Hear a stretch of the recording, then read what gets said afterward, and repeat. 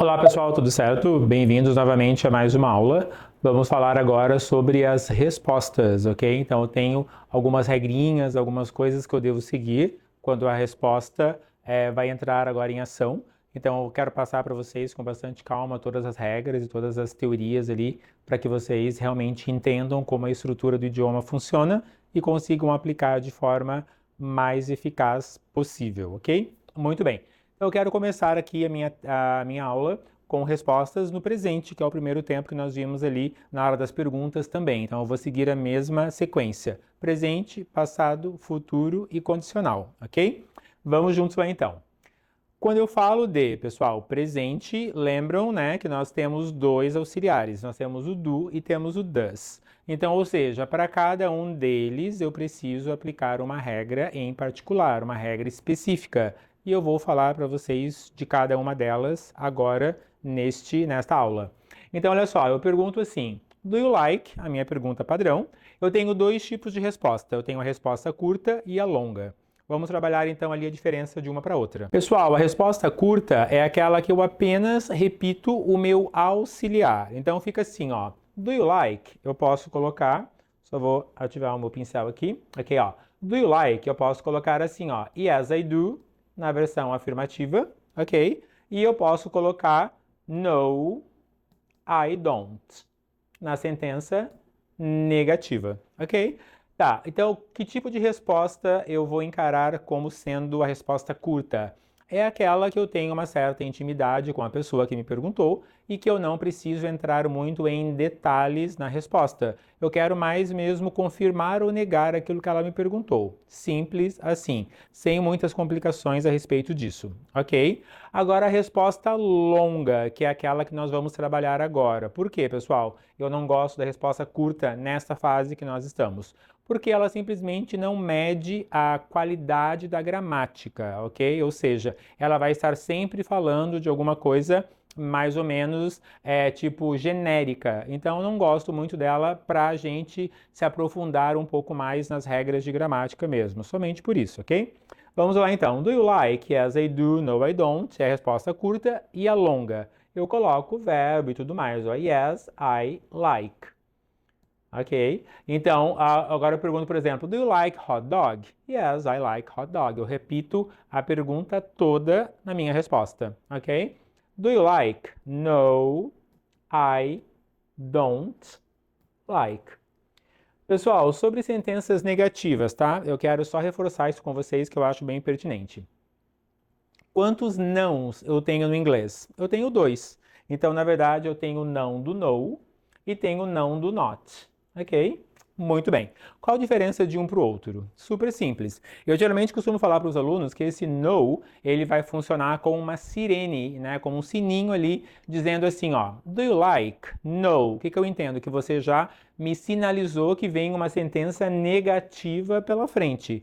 Ao mesmo passo, né, em contrapartida, eu tenho o yes, que é o contrário. Do you like? Yes. Você sinaliza que vem uma sentença afirmativa pela frente. Então, os dois são antônimos, né? Yes or no.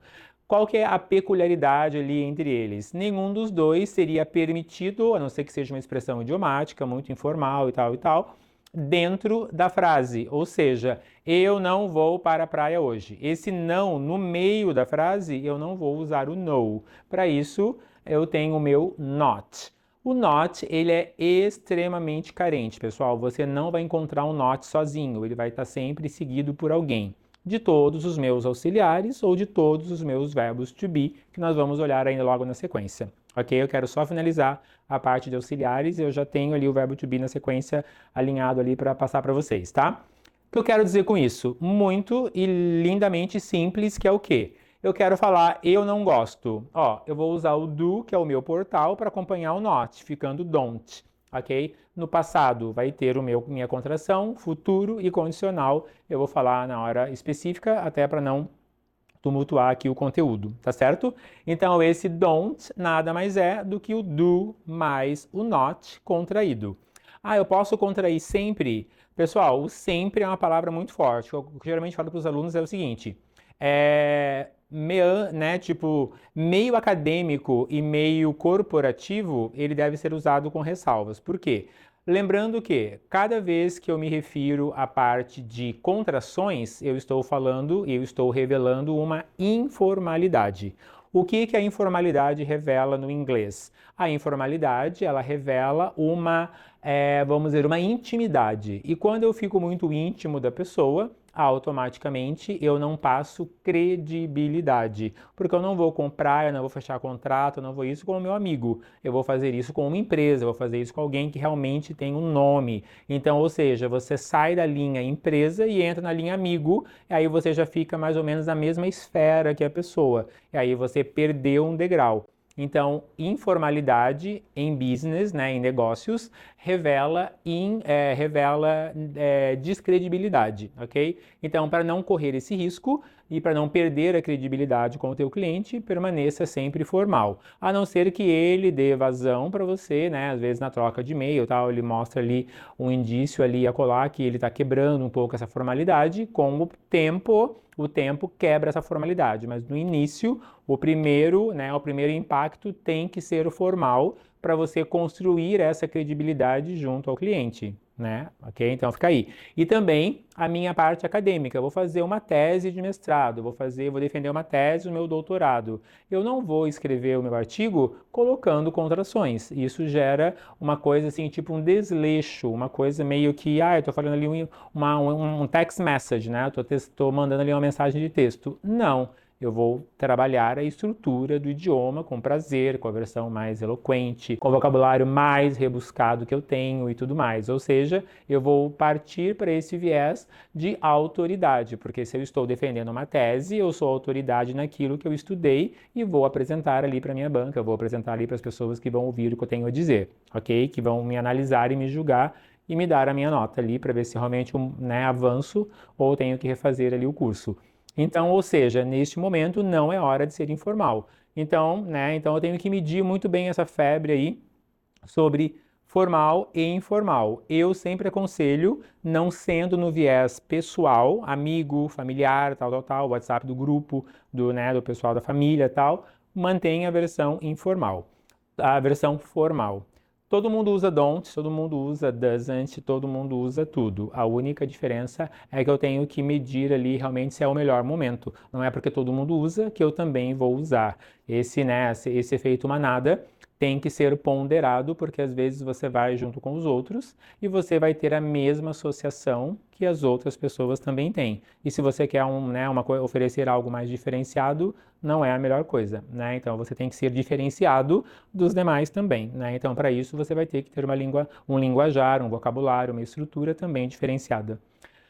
Pessoal, até aqui então alguma dúvida sobre respostas no do, bem tranquilos? Curta, longa, afirmativa e negativa. Ah, Fábio, tu mexe no verbo? Não, em nenhum momento, neste caso, eu mexo no meu verbo. É like na pergunta, like na resposta afirmativa e like na minha resposta longa negativa. Eu não vou tocar no verbo. Guarde bem isso, porque no does eu tenho que fazer um leve ajuste, ok? Dúvidas? Posso passar para o does? Pessoal, vamos juntos lá então no does. A pergunta que eu tenho lá em cima é does she like? Ou seja, ela gosta? Né? Essa é a minha pergunta. Agora eu quero responder a versão curta. Então fica yes, she does. Versão curta negativa. No, she doesn't. Ok? Então eu só vou tirar aqui um pedacinho porque eu acabei pegando aqui muito doesn't, ó. Tá? No, she doesn't. Ou seja, só fiz a parte curta ali do verbo da minha pergunta, nada alterou. Então aqui eu não tenho que me preocupar. De novo, âmbito extremamente informal, familiar, amigos e tudo mais, ok? Agora vem a minha sentença longa. E aí que mora o perigo, porque eu vou até trocar de cor aqui, vou colocar aqui um verdinho, ok? Então, por quê, pessoal? Olha só, o que vai acontecer aqui nesse caso? Eu vou começar pela negativa longa, tá? Ó, does she like? Não, ela não gosta, a resposta longa. Fica no, she doesn't like. Repito o verbo, tá? Se eu tiver o complemento like, tarararã, é hora de eu colocar tudo isso ali, tá? Então, essa é a minha versão negativa longa. E da minha versão afirmativa? Pessoal, aqui temos um problema, tá? Muito bem. Vamos voltar ali para Gênesis. Lembra que quando eu passei para vocês as perguntas com o does, eu falei assim para vocês, eles foram mega mimados e nananã, e daí tem o masculino, feminino, neutro, tal, foram super paparicados ali, tal. O que eles fizeram?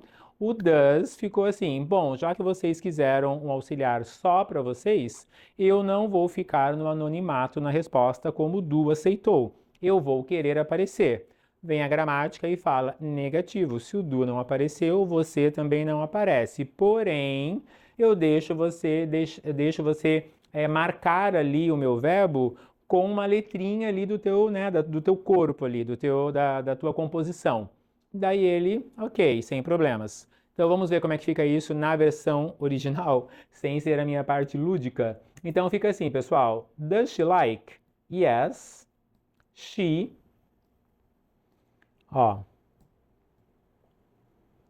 likes. O que é essa bolinha aqui? Eu preciso colocar o meu S. O que é esse S? Nada mais é do que o rabinho do does dentro do verbo. Simples assim. Tá? Vamos esmiuçar isso aqui. O que a gramática fala? Eu vou utilizar o S em 3 casos. E esses 3 têm que estar juntos na mesma frase. Primeiro, tem que ser uma sentença afirmativa. E por quê? Porque o does, na verdade, pessoal, ele vai aparecer nas sentenças apenas na versão afirmativa. Por quê? Porque na pergunta eu preciso dele aqui, certo? E na resposta eu preciso dele para acompanhar o meu not. Quando que ele não vai poder aparecer? Na afirmativa inteiro. Porém, ele vai aparecer como S, que é o caso aqui, Não tenho does em nenhum lugar aqui. Aqui eu tenho e ali eu tenho. Aqui eu não tenho. Ou seja, é a hora de colocar o S. Eu vou usar o S em sentenças afirmativas quando os pronomes forem um desses 3. O I, you, we e they não entram, porque esses vão com o do e o do não tem S, ok? E também, qual que é o último caso? Afirmativa, he, she, it, e eu tenho somente frases no presente. Por quê? Porque o does, na minha timeline, ele só indica presente. Simples assim. Combinado? Ok? Então, eu tenho que ter esses 3 casos juntos para eu colocar esse S. Não tem por onde fugir, ok? Então, aqui no caso, ela gosta. Ela gosta é presente, é com ela, e eu tenho uma sentença afirmativa. Ok? Até aqui alguma dúvida? Não. Então, eu vou fazer outros exemplos oralmente aqui. Quero falar assim, ele joga futebol. A minha frase fica, he plays, eu preciso colocar esse S, soccer. Outra, ela bebe vinho. She drinks wine. E assim por diante. Ok? Alguma dúvida? Tranquilos? Muito bem. Então, não esqueçam desse S. Vou falar agora nesse outro slide que eu vou abrir para vocês sobre esse S ainda. Então, assim, pessoal, toda regra gera uma exceção. Vamos falar sobre ela? Então, só vou apagar aqui para que vocês possam, ok? Para eu trocar de tela e a gente possa aprofundar um pouco mais aqui nesse contexto. Muito bem. Olha só, aqui eu tenho ainda a versão does she like, né? Então, a resposta, ela gosta, ficaria she likes. O que a gramática fala? Todo verbo manda ali o S. Eu vou mandar o S em todos os verbos. Porém, eu vou entrar aqui nas exceções, né? O que acontece? Verbos terminados em S, SS, SH, CH, X e Z. Além do S, a gramática vai me obrigar a colocar o ES, tá? Então vamos trabalhar como é que fica? Eu quero falar assim, eu vou à escola. I go to school, certo? Ele vai à escola. He goes to school. Tá, olha só, o que aconteceu aqui? Apareceu ES. E por que apareceu ES? Porque o go acaba em O. E O está na exceção, ok? Mais um. Eu lavo o meu carro. I wash my car. Lembra que o verbo lavar é o verbo wash. E o watch é o assistir, né? Ela lava o carro dela. Então, she washes her car. ES, por quê? CH, SH, desculpa, tá aqui. E o CH também. Ok? Então, quando acabar com esses, o que vai acontecer aqui? Automaticamente eu vou colocar o S. Então, aqui eu tenho a regra normal dos she likes, que está aqui. E aqui eu tenho a regra dessas terminações aqui. Como é que eu vou memorizar isso? Estudando e praticando e escrevendo. Não tem outra forma, ok? Consoante antes de Y, o que vai acontecer? Eu vou trocar e vou colocar o IES, que foi o que eu coloquei para vocês ali. Vamos ver como é que fica na prática? Ó, vamos colocar aqui um verbo interessante. Vamos colocar eu estudo inglês. I study English. Ó, Y e o D é uma consoante, certo? Quero falar que ela estuda. She studies. Repare que aí eu vou ter o meu IES nesse contexto. E vale a mesma coisa, por exemplo, eu choro. I cry. E cry também é um verbo que tem o Y antes de uma consoante, que é o meu R. Ele chora. He cries. Repare que eu não tenho mais o Y, ok? Pessoal, vale a pena lembrar que quando eu tenho Y antes de vogal, olha só, por exemplo, vamos pegar aqui o exemplo do verbo jogar, tocar, brincar, que é o play. Repare que eu tenho Y e eu tenho A, aqui que é uma vogal. O que vai acontecer? Regra geral apenas do S. Eu quero falar que ela joga futebol. Fica assim, ó, she plays soccer. Repare que eu não vou fazer a troca do meu Y pelo IS. Só enfatizem aqui na hora que vocês estiverem copiando, né, ó, a hora quando eu tenho uma consoante antes do Y. Ok? Quando eu tiver uma vogal, tipo o verbo buy, mesma coisa, né? Eu tenho o buy é o B, o meu U e o meu Y, ok? Então tem uma vogal aqui, ela compra, she buys, ok? Eu não vou fazer a troca. Alguma dúvida? Certinho, nenhum problema. E a última, para não falar que né, foram apenas duas, eu tenho três exceções aqui. E este é padrão, tá? Então, assim, é só com ele e acabou. O verbo have, que é o verbo ter, super usado, eu vou sempre utilizá-lo como has, para a terceira pessoa do singular. Então, moral da história, eu tenho, I have a dog, I have a car. Ela tem um cachorro, she has a dog. Ele tem um carro, he has a car. E assim por diante. Eu vou usar sempre o has para a terceira pessoa do singular. Ok? Dúvidas? Vamos lá comigo para os exercícios, então, para a gente trabalhar essa estrutura juntos. E daí depois, voltem às aulas, dê um printzinho ali, copiem, tá, pessoal? Porque isso daqui realmente é aquela coisa de você realmente praticar, ok? Então, isso não vai entrar por osmose, né?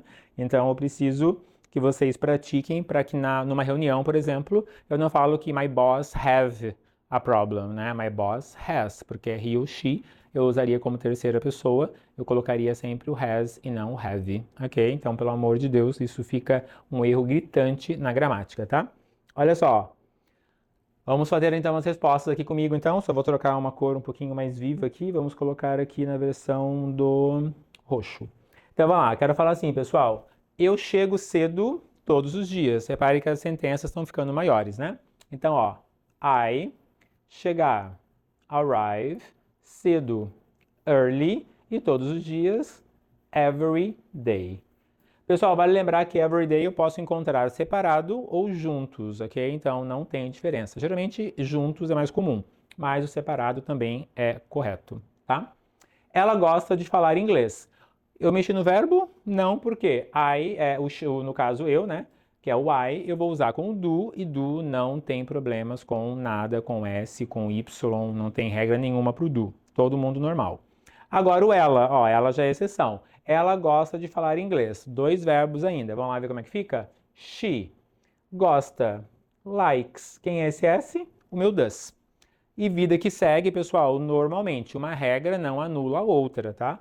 Então, ó, to speak English. Pronto. Simples assim, ok? Ou seja, ela gosta de falar inglês. Repare que o presente está embutido aqui. Depois, ele joga futebol aqui, ok? Então, ou seja, ele joga futebol aqui, fica, vou colocar aqui o he, ó, he joga, plays, que é aquele caso do Y antes de vogal, eu não vou fazer a troca pelo IS, tá?